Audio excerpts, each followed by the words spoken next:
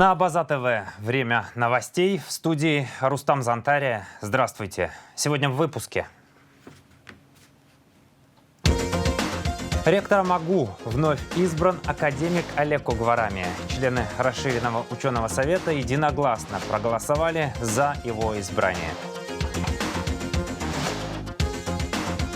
В интересах абхазского бизнеса подписано соглашение о сотрудничестве между Торгово-промышленной палатой и арбитражным судом Республики Абхазия. История третья. Александр Шервашидзе. Портрет Евриновой. Проект к 155-летию художника продолжается на Абаза ТВ. Начнем с внешней политики. Россия за продолжение женевских дискуссий. 21 февраля по инициативе ЕС состоялся телефонный разговор заместителя министра иностранных дел Российской Федерации Михаила Галузина с сопредседателем международных женевских дискуссий по безопасности и стабильности в Закавказье, спецпредставителем ЕС по Южному Кавказу Тойво Кларом. Российская сторона вновь заострила внимание на контрпродуктивности неоднократных и немотивированных отмен сопредседателя регулярных раундов международных женевских дискуссий. Такая практика способна привести к фактическому блокированию работы этого важного переговорного механизма, что чревато ущербом для региональной безопасности. Подтверждена позиция российской стороны в пользу продолжения МЖД по устоявшейся повестке дня с акцентом на обеспечение прочной безопасности Республики Абхазия и Республики Южная Осетия. Встреча глав России и Южной Осетии переносится из-за положительного теста на ковид у президента Алана Гаглоева. Об этом сообщает РИА Новости со ссылкой на пресс-службу Кремля. Встреча лидеров двух государств должна была пройти в среду в Москве. От внешней политики к делам внутренним. В правительстве состоялось совещание с представителями Минэкономразвития России. Александр Анкваб провел встречу с заместителем министра экономического развития Дмитрием Вольвичем по вопросам развития абхазо-российского экономического сотрудничества, сообщается на сайте Кабмина. Участники встречи уделили особое внимание софинансированию повышения заработной платы отдельным категориям бюджетников и реализации мероприятий по государственной поддержке инвестиционной деятельности в 2023 году за счет собственных средств государственного бюджета Абхазии. Министр экономики Кристина Азган проинформировала о ходе выполнения обязательных условий для предоставления российской финансовой помощи, о запланированных шагах для оптимизации энергообеспечения республики, а также по вопросу возобновления авиасообщения между Абхазией и Россией. Стороны подготовили согласованные предложения, которые лягут в основу решения межправительственной комиссии по социально-экономическому сотрудничеству двух стран. Кроме того, как сообщает «Спутник», делегация Минэкономразвития России во главе замминистра проинспектировала очистные сооружения в Гагре. Объект строится по инвестпрограмме. Здесь уже готовы иловые площадки и фундаменты под блок механической очистки. Здание электролизной. Установлен дизельный генератор, возведены 2 стабилизатора и бетонные конструкции первичных отстойников, проложена часть коммуникаций. Объект планируют запустить в декабре 2024 года. Хотелось бы хоть раз побывать здесь в отпуске, но пока только по работе. Замминистра Минэка России записал видеообращение в Сухуми. Дмитрий Вольвич рассказал о планах российской делегации в Абхазии и пригласил всех в республику. Привет! Угадайте, где мы сегодня? Да, мы сегодня работаем в Абхазии. У нас есть большая программа содействия развитию республики. Мы сегодня посещаем объекты, которые восстанавливаются, делаются, ремонтируются при помощи Российской Федерации. Проводим совещание в правительстве Республики Абхазия с премьер-министром, с курирующими министрами и вице-премьерами. Хотелось бы, конечно, хоть раз побывать здесь в отпуске, но пока только по работе. Всех приглашаю.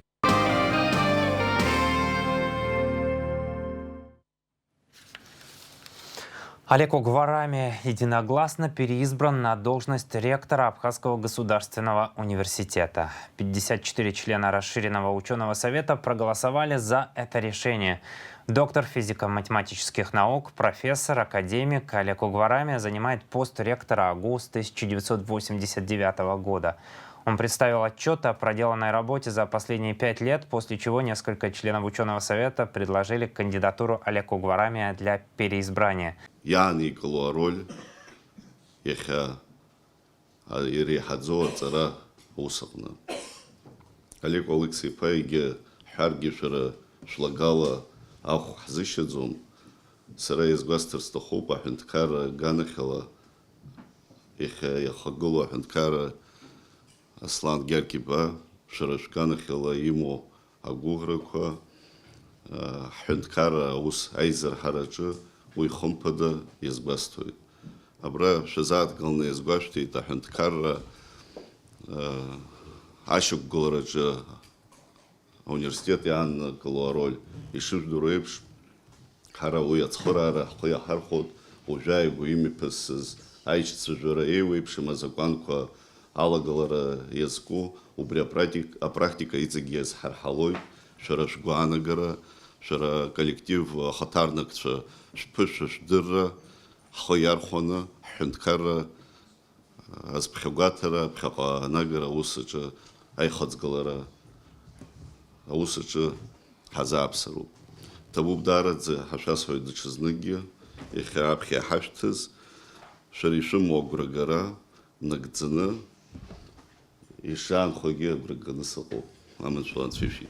Необходимо скорее принять закон об образовании в его полном объеме и сделать это при непосредственном участии Государственного университета.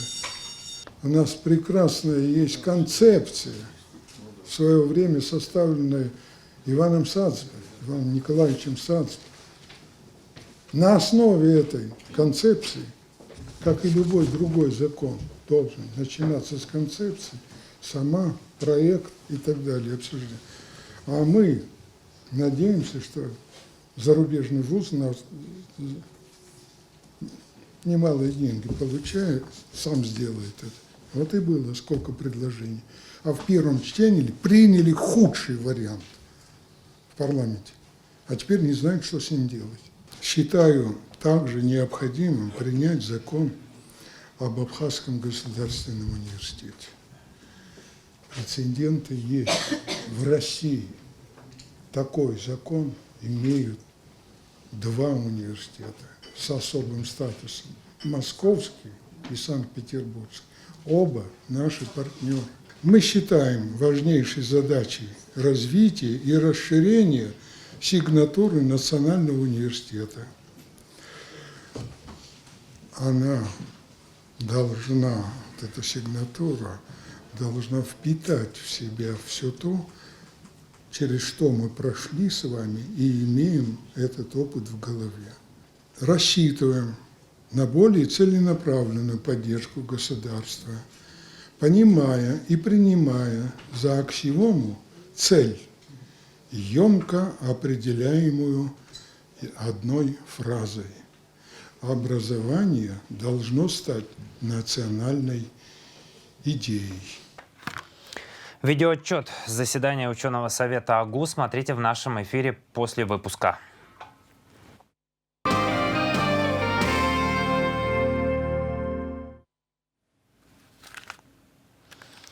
Министр внутренних дел Вальтер Будба накануне провел выездное совещание в РУВД Гудаутского района. О проделанной за 2022 год работе личного состава отдела внутренних дел по Гудаутскому району доложил начальник милиции ЗОС Маггицба.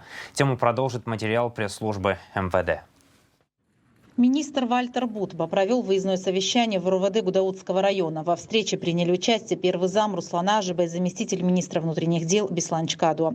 О проделанной за 2022 год работе личного состава отдела внутренних дел по Гудаутскому району доложил начальник милиции ЗОС Маггицба. За отчетный период по Гудаутскому району зарегистрировано 111 преступлений, из них раскрыто 97. А за аналогичный период прошлого года зарегистрировано 85, раскрыто 72 виды преступления. Убийство с покушением – 1 факт раскрыт. Изнасилование – 1 факт. Проводится мероприятие, пока не раскрыто. Кража чужого имущества у нас 19 фактов. Из них раскрыто 13. Незаконное ношение, хранение оружия. 22 факта. 22 раскрыто. Незаконный оборот наркотиков. 43 факта.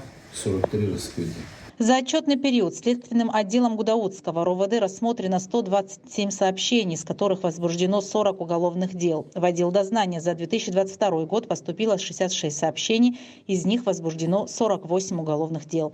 Также ГИЦ доложил о работе оперативных служб. За отчетный период у нас находились 38 человек в розыске. Из них за год мы задержали 5 человек. Из 38 7 без вести пропавших. По этой линии проводится мероприятие.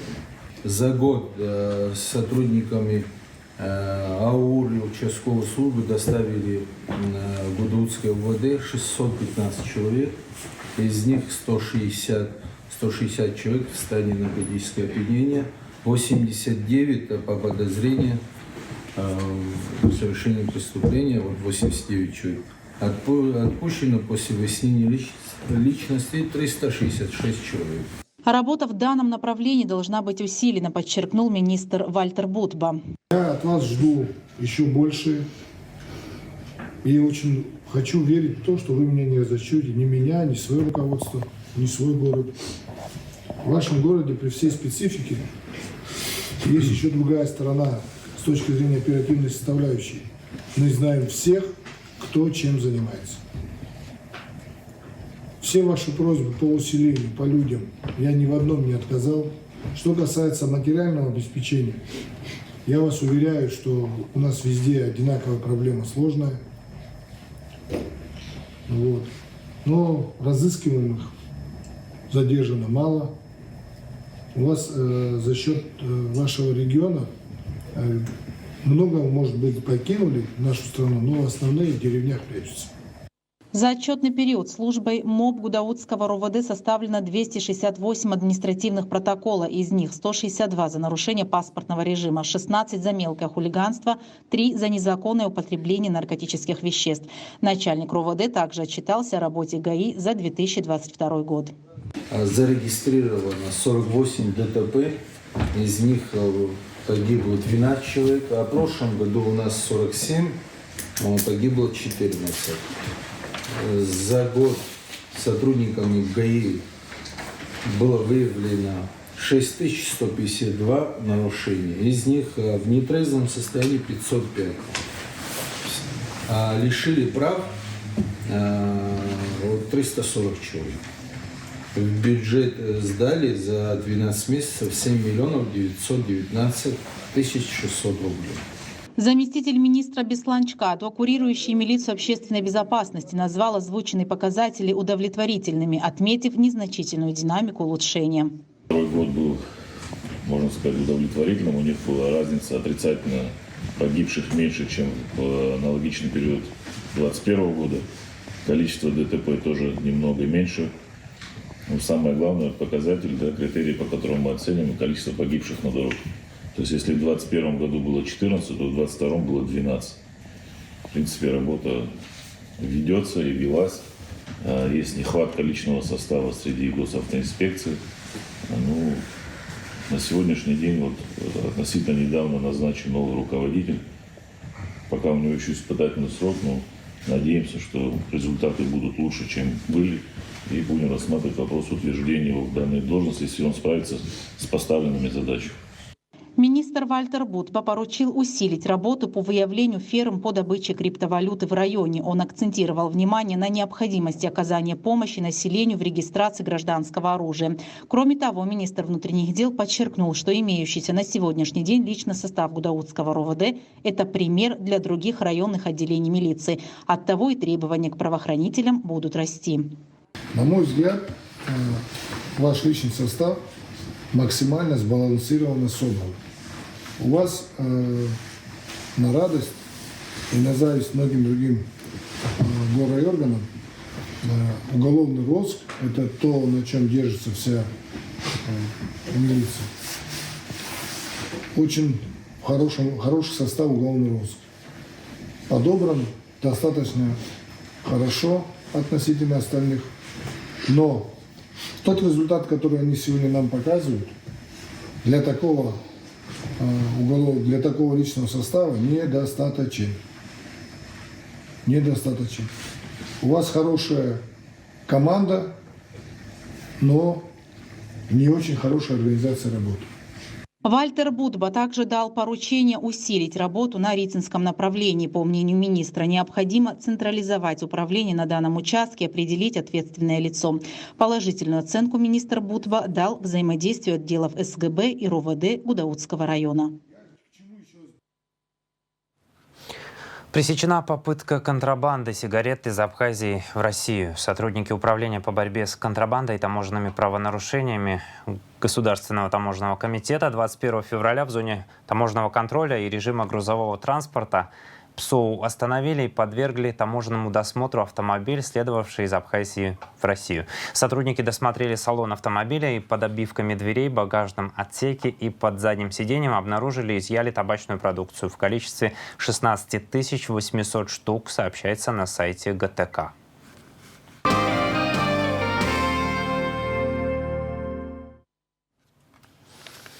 Круглый стол «Язык есть исповедь народа», посвященный Международному дню родного языка, состоялся накануне в Абхазском государственном университете на платформе Zoom по приглашению Чеченского государственного педагогического университета. Цель круглого стола – обсуждение проблем сохранения языкового и культурного разнообразия и многоязычия, вопросов популяризации знаний о языках, содействию защите языков народов мира и расширению взаимопонимания и межкультурного диалога.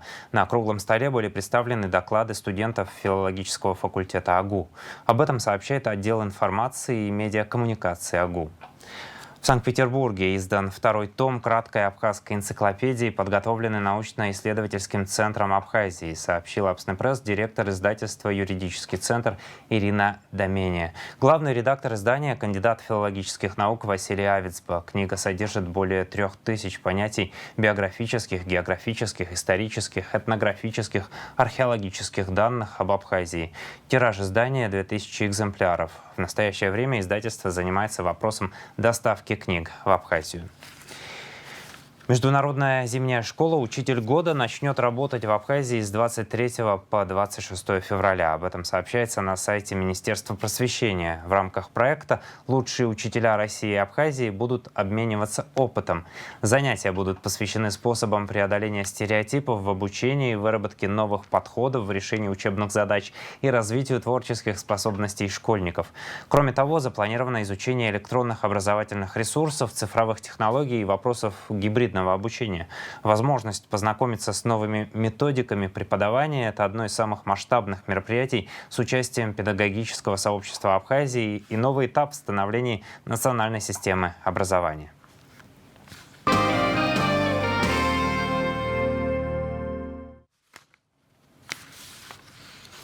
В интересах абхазского бизнеса соглашение о сотрудничестве между Торгово-промышленной палатой и арбитражным судом Республики Абхазия подписали стороны в Сухуме в Доме Москвы. Репортаж наших корреспондентов.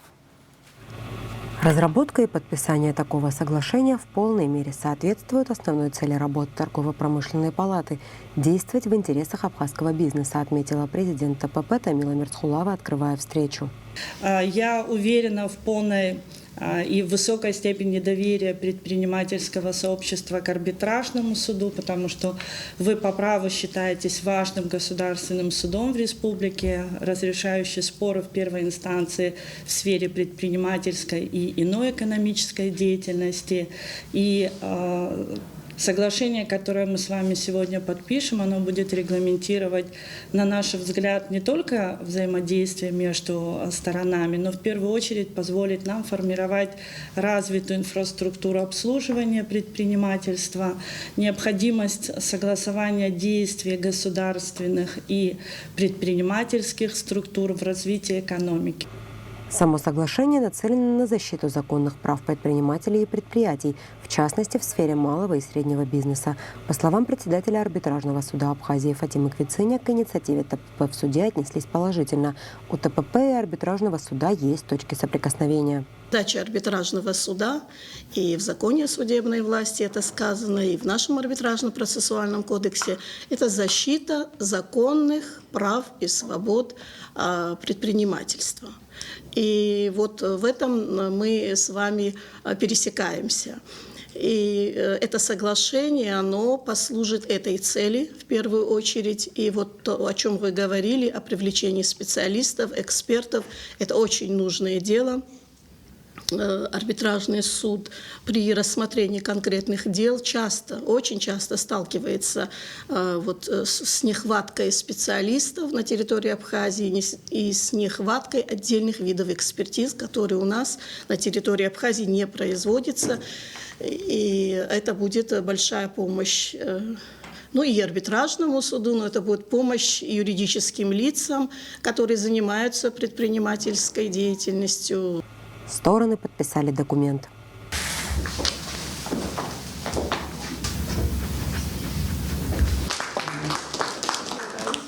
Сотрудничество планируется в том числе в части подготовки законодательной базы совместных обращений в Народное собрание Абхазии. Элеонора Гилаян, Саид Агухава, Абаза ТВ. Проект к 155-летию Александра Шервашидзе Чачба на Абаза ТВ продолжается. История третья. Александр Шервашидзе. Портрет Евриновой.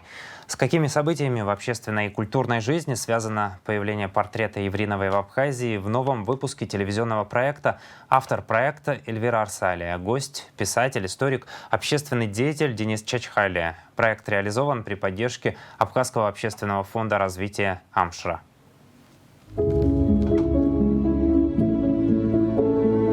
Портрет Евриновой, 1925 год. Поступил в дар от семьи Казанба, Нью-Джерси, США. Был черно-белый рисунок. Этот же рисунок, но в цветном карандаше, как раз выставили вот в этом магазине. В эти годы Александр Шервашидзе очень востребован, потому что впереди гастроли и мировое турне «Лебединого озера». Работа идет. Между тем, князь Александр не считал себя портретистом, но тем не менее в перерывах между большими громкими премьерами он успевает создавать портреты.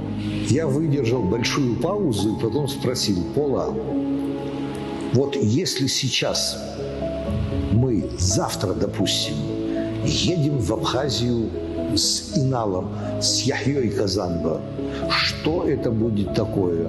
Она: как? Человек хочет посетить свою родину. А я говорю: а если мы сделаем в другом порядке?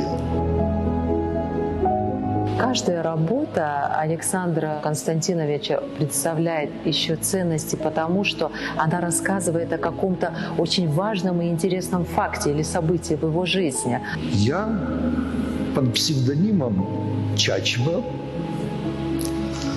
не очень скромно, но так получилось. История третья. Александр Шервашидзе. Портрет Евриновой в пятницу 24 февраля в вечернем эфире Абаза ТВ. 22 февраля 1933 года родился Константин Герхелия, поэт, переводчик, публицист. В разные годы работал литературным сотрудником газеты «Апснакапщ», журнала «Амцепс», главным редактором Государственного комитета Абхазской АССР по телерадиовещанию. Стихи Константина Герхелия включены в антологию абхазской поэзии.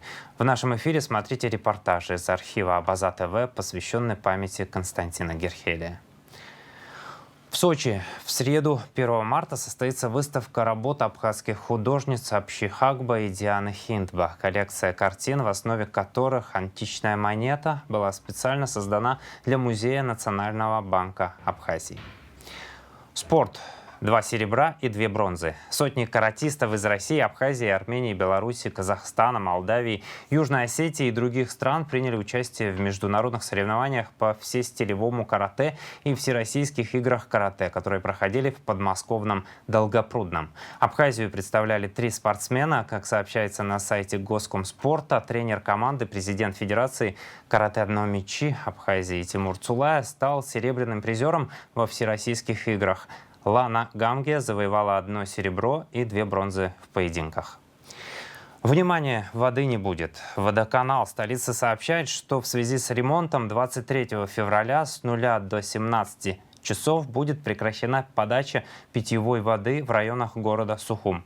Улица Бегуа, часть улицы Гулия, улица Ласурия, улица Папаскири, улица Харазия, улица Гастелла. Сейчас о погоде.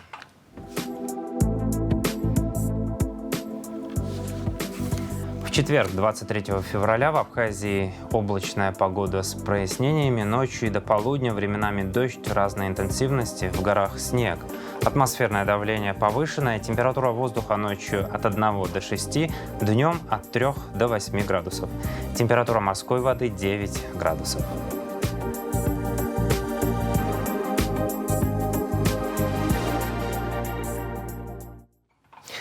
На этом пока все. За развитием событий следите вместе с нами. До новых встреч в эфире.